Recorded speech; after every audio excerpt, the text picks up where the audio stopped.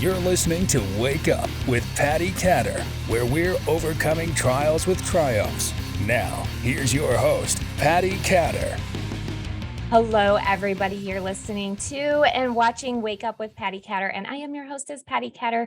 Today, I have Christopher Martini on the show with me. Christopher, welcome. Hi, Patti. Thank you for having me. Yeah, I'm really happy you're here. I can't wait for my listeners to get to know you a little bit and know who you are and what you're about. If you wouldn't mind just telling our listeners a little bit about yourself, that would be wonderful. Sure.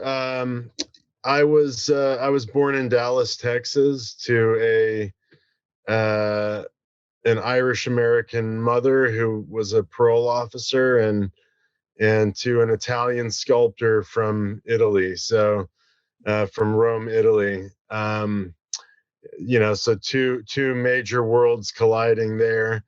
And then, at a very early age, my parents split up, and my mom remarried Stuart Margolin, who was a famous actor on the Rockford Files. He won 2 Emmy Awards. He was on a bunch of TV shows and movies. He was also a director.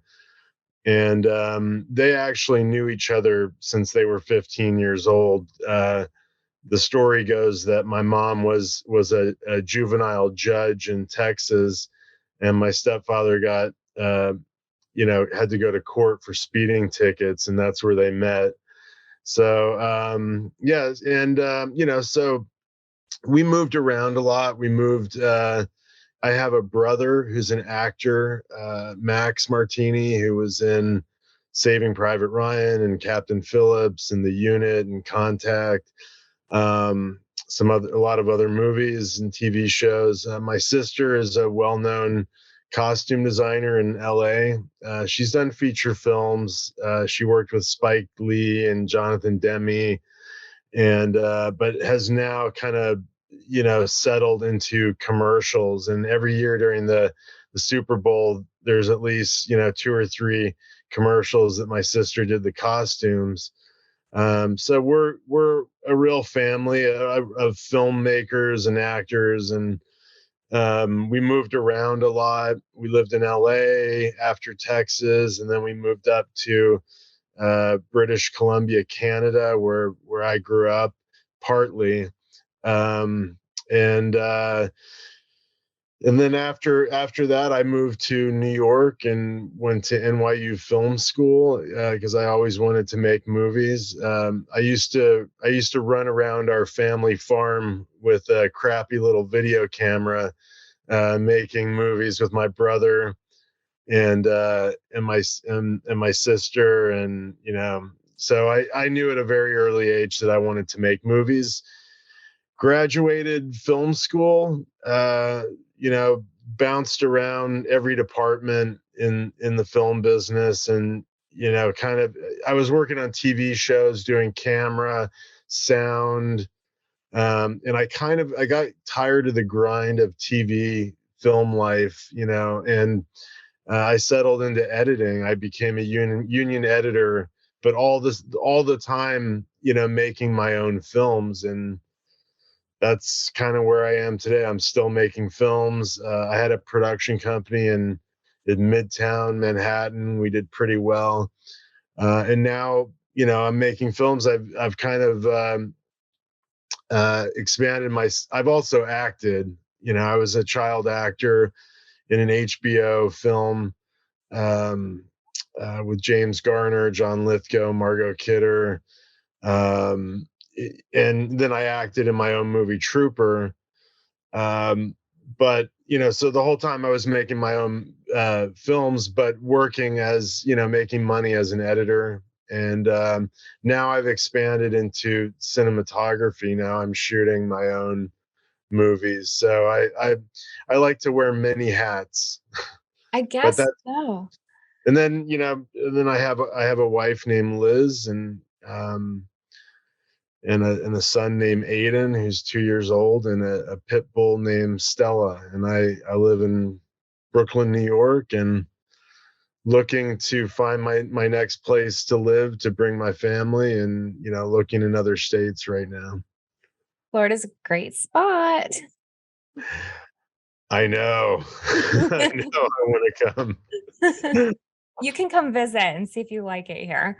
But I love it. I was just there because my wife's family has a place there, and I couldn't believe how many people were there. It was really, you could see that been a huge influx of immigration there. So That's true. Yeah, that is true. The traffic is crazy sometimes too. So tell me, when you were a child, then it sounds like you knew you wanted to be an actor. Is that right? Or did you just think, oh, I'll just try it? Or, I mean, tell me about that a little bit. well, I knew I wanted to be a director. Um, Acting, I did, not because I want to be an actor, but just by necessity. And as a child, I was just kind of thrown into the mix into acting. But I've always wanted to be a filmmaker, a director. In my house growing up, my stepfather had these great old movies by some of my favorite filmmakers like Orson Welles, Ingmar Bergman, Kurosawa, like all these classic films that I, at a very young age kind of poured through and just devoured. And so I always wanted to be the guy behind the camera. My brother was the actor, my stepfather was the actor, and my sister the costume designer, but I wanted to be the guy, writing the script, working with the actors, putting the whole thing together. I mean, it, directors kind of I've always loved it because you can create a whole world, you can create a whole universe, and watch it come to life, and then watch audiences look at that dream that you had, or that vision.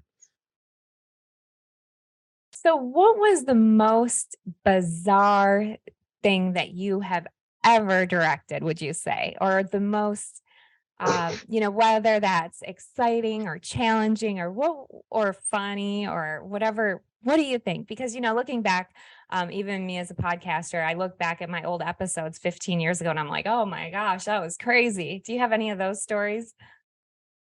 Yeah, when my father passed away, my father was a crazy Italian artist. He was also an inventor. And when I was in film school, he had this pasta sauce company. And he actually bottled these sauces in Brooklyn. He had like 30 different pasta sauces, and he had the pasta and everything, but he wasn't like, his execution sometimes wasn't good. I mean, like, all the sauces were great, but the pasta, you know, some kind of bug got in there, and you open the package, and like it was like Silence of the Lambs, and like butterflies started coming out. And but some of these sauces actually kept my brother and I alive during college when we had no money. And he invented other things. Like he says he invented like the Goodyear Aqua Tread, and he says he invented, like a bicycle seat. Uh, it's a little bizarre. I'm not going to get too far into the bicycle seat, but in other things. So he had this pasta sauce company, and on the bottles, I basically made a film about this. I'm kind of getting to that point, but um, on the bottles it said, made in New York by authentic Italian chefs. It was my brother and I and a bunch of like workers that my dad found on the street, and in a warehouse in Brooklyn. And then, so he had my brother and I go out onto the street giving it to people, and we were very young, like, and and then Dean and DeLuca was going to buy a case, and this would have changed everything. And then my dad, just being bad at business, kind of the deal imploded. But then his pesto started to explode like in the store because they bought a case. And anyways, we made a movie about this, and right after my father passed away, we made it as therapy, kind of for my brother and sister and I. My brother played my dad. I directed it. My sister did the costumes. My brother's son played, the kid, which was us, and then my other brother's son did the camera work. So it was a complete, family production, and it was just wild to be out on the streets of New York and just see my brother play my dad. And there were strippers in the movie and all these other crazy things, and it was an over the top like Italian comedy with like just subtly sexual and food, and it was just the craziest film I ever did. It actually did really well. It won festivals, and they showed it on Alaska Airlines. And so it's kind of fun. You start with this idea in your head to make a film about your crazy father, and then before you know it, millions of people on Alaska Airlines are watching something that you were just sitting in a Mexican restaurant with your brother and sister drinking margaritas going, wouldn't this be funny if we did this? And so anyways, that was got to be one of the funnest weird things that I've done. I want to watch that now, though. I really want to watch that. What's the name of it? It's called Pasta Light, one word, Pasta Light. I put some of my movies up for free on YouTube, because you get on my YouTube channel, Christopher Martini, you can see some of my films up there. And that's one that I put up for free because, I make a living doing stuff, some with my movie. I'm shooting a TV series right now for news, and but sometimes you just want people to watch the movie. I mean, it's most important that people see it. So yeah, I put some of my films up there. Mm-hmm. That's cool. So what are you working on right now? Are you allowed to say? Or... I'm finishing up a documentary on Scott Lebedo, who's a controversial, patriotic, conservative artist. I've been filming that for 3 years and we just, brought on an investor, a producer, and just getting ready to get that, seen and out there, distributed to the public. I've been working on that a long time. I directed, shot it, cut it, everything, 3 years. So I'm doing that. And then I do a lot of, as veteran related stuff. And that movie deals with, veterans as one of the topics in the film. And I just finished a music video for Shannon Book called Dear Mom, that is honoring Gold Star families, and that's going to come out. And that's a really emotional, powerful video for a song that was that just blew me away when I saw it. So I'm really, really excited to to get that out. We're almost finished that editing. That was funded by Operation Encore, who helps veterans who are singer-songwriters. So really cool project. I shot that in San Antonio with a crew made almost entirely of veterans. I mean, I've actually trained veterans to work on my films as crew members. So now I have my own little crew of veterans, and I love it because they show up on time. They don't complain. If it's raining, you're not going to hear anyone complaining. If we got to get that shot and we're running a little behind and people are getting hungry, on a regular film set here in New York, you're going to get, people swearing at you, screaming, but yeah, this group of people that I work with now are really, really amazing. That's cool. So how did you start working with veterans? My veteran thing started, well, my passion started during 9/11. It was 9/11 had me, that was like sort of the war of, Afghanistan, Iraq. Those were our wars of my generation. And, 9/11 hit. And that's the first time that I, saw conflict on TV and combat. And then I got hired to edit a documentary on Gulf War veterans. So I was pouring through like tons of footage on veterans, and it really shocked me. It made me sick. Some of the things that were happening to veterans. Uh, I saw combat footage that really was, yeah, I'd never seen anything like that before. But the thing about that documentary that changed me was that it was about veterans coming home and then having to go through the labyrinth at the VA just to get care, So that's what did it for me is my grandfather was a World War II veteran, and I couldn't believe that, these men and women that were going, risking their lives so that we can live in safety and security. Like, I didn't know how hard it was for them when they came back, that the military doesn't teach them, they teach them how to kill and how to survive, and they don't teach them how to, to deal with that trauma when they come home. And then when they're sick, they have emotional, uh, physical injuries, and then the VA, they have to jump through hoops. So it was disgusting, and that's why I made the film Trooper, and where I play an Iraq veteran coming home from war, and my dad's a Vietnam veteran, who's dying from Agent Orange, essentially. And we both have PTSD in the movie. My brother is my brother in the movie, and he's still deployed.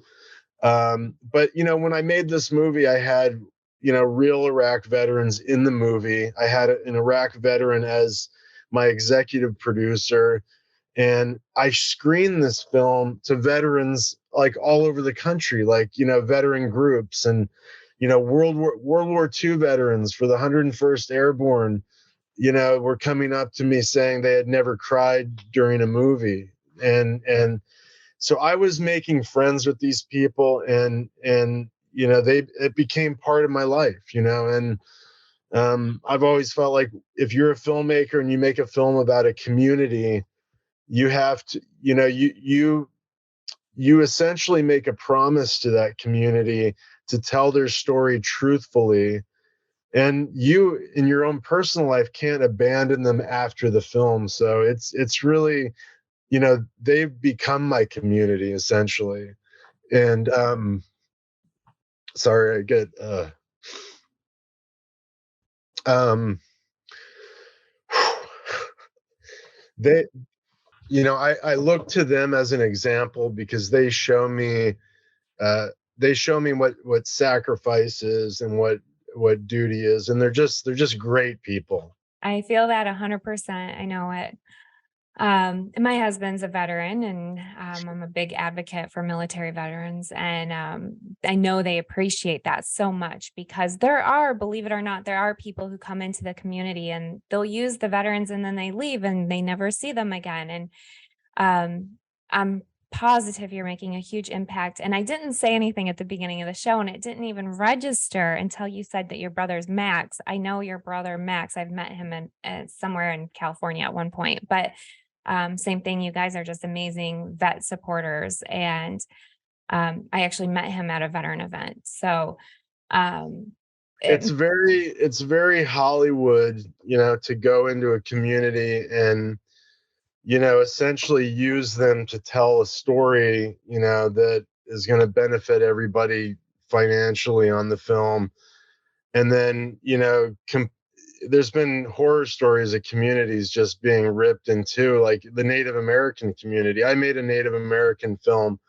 There's stories about dances with wolves like that, and I'm also launching an online film school pretty soon. I'm working on that now. And that's one of the things that I'm going to teach is just sort of this idea of like responsible filmmaking. That you have to respect the people that you're telling their story, and not even when the film's over, and you have to tell it truthfully. Um, I had an actor in Trooper who was in the film Green Zone, and that director totally twisted I know there's a Rangers, Special Forces Ranger friend of mine, Monty Gonzalez, who's that movie was based on him, and that director sort of told him one thing, and then when the film was finished, he completely flipped his story into something political, like anti-war. Anyway, so my point is that when I do my film course, I want to teach people how to be responsible filmmakers, and responsible also in the subject matter that you know that you're putting out into the world. When you make a film, that film it's going to go into people's living rooms, into their eyes and into their head, and it's like, what are you giving the world? Are you giving the world something good that it needs, or something bad that it doesn't need? Anyways, Mhm. That's rambling, but amazing. When do you think your course will be out? Do you know yet, or you're just putting it together right now? I'm writing. It's funny, I'm writing the scripts for screenwriting, but I'm hoping in 6 months, 4 to 6 months, that the screenwriting section of it will be out. This is going to be the most massive thing that I've ever done. I've finally realized that um, I know a lot that people can use, especially veterans. I'm going to have veteran first responder discounts, that they have a way of telling their story. I'll give them the tools that they need to tell their story, and also turn their trauma into art, because I do think that uh, writing, making a movie is very therapeutic if you know how to turn your trauma into story. Um, so yeah, that'll be one of the things that I go into in my film class. That's amazing. And I'm curious because I know my listeners will be curious. During that course, are you going to teach people how to actually start at the beginning as far as I'll just use my daughter as an example. She's really interested in becoming a director. She wants to, but she has no idea where to start. And she's 22. So she's been to college, she's been in theater classes, she's done a lot of acting, but she's said to me the other day, I don't even know where to start. So, are you going to cover things like that in your course? Yeah, I mean, that, like, where to start in terms of the writing, or Well, she's great at writing, but she said, there are schools for directing. You can go to college for it, but she feels like college courses aren't the way to go. I don't know why. yeah, the problem with college is that you get a lot of professors that are very set on one way, or one type of film, or one type of student, and so you get into really kind of box like thinking, and you honestly don't need to spend that amount of money to learn the things that you can learn by watching movies, or watching special features on DVDs.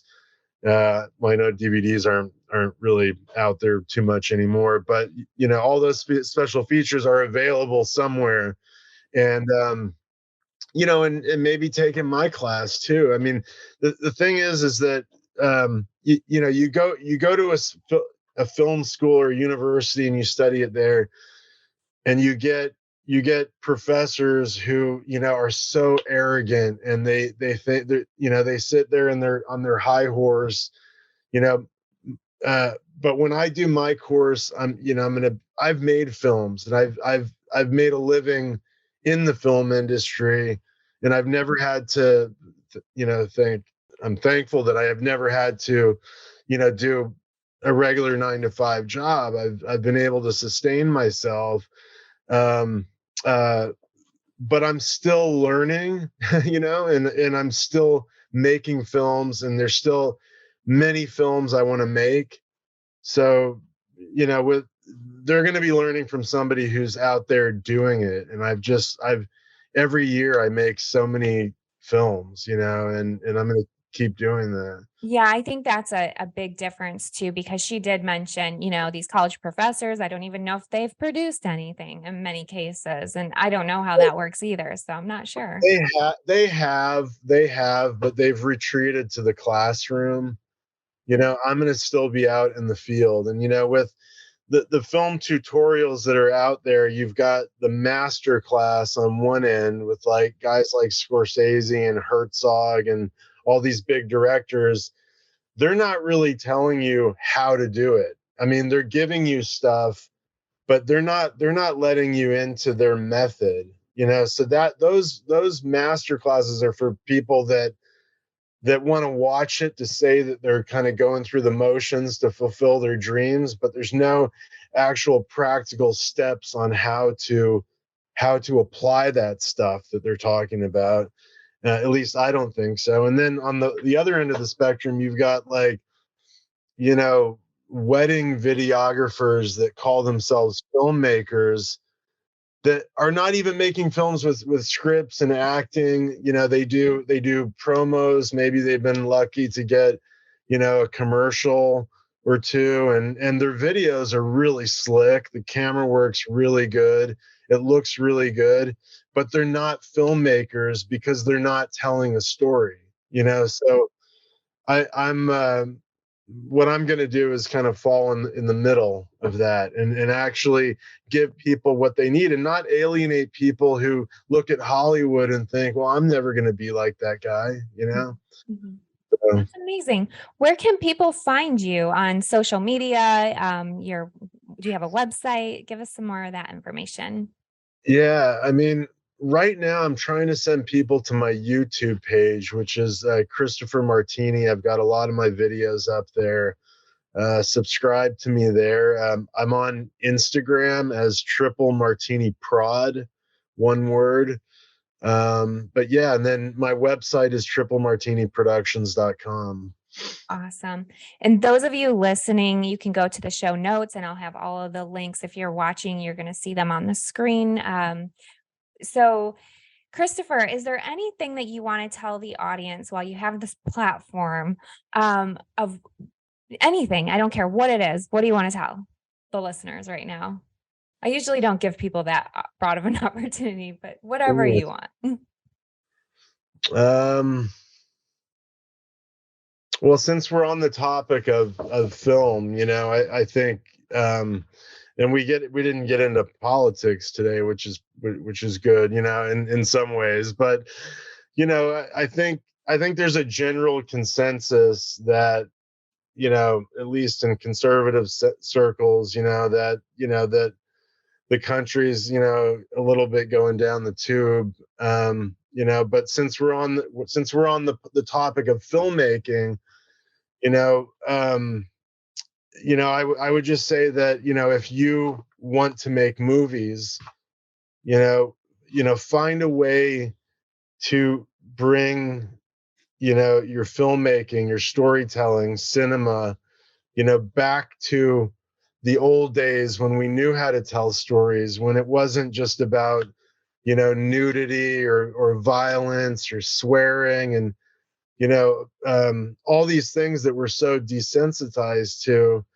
If you're going to make movies, try to, again, make responsible movies and try to bring American filmmaking back to how it was, back to how it was in the 50s and 60s and 70s, when the rest of the world actually looked up to us and looked up to our quality of stories. That's one of the things that I would love to teach people, what I'm passionate about and how to do that. So yeah, just bring it back to the golden age. That's my only Mhm. Yeah, advice. that is so amazing because, I was thinking about that just recently. I turned on this really cool show. I thought it was amazing. First episode was like so good. Second episode, so good. And then all of a sudden, the third episode for an entire hour, I was fast forwarding, just trying to get through their agenda, of this new series. And it was feeling like they were just trying to shove their belief down my throat that whole entire episode. And it lost me. It was just like, I'm not going to watch that. I'm not going to support it. But yeah, what happened to those old great shows? I mean, I if you could I have share- something. I have something. Ooh, I love it. That's the year I was born. Me too. I do have something. I do have something else to say that I don't think I've ever said this in an interview before, but if you're watching a movie, and especially if you're watching an older movie that was made, pre 70s, pre late 70s, just slow down. Try to watch the movie. Really listen to what the actors are saying, try to practice your patience and not wanting to flip and not wanting rapid editing, and just absorb what is happening on the screen and try to pick up, the subtleties and just calm down, and watch it, because I feel like,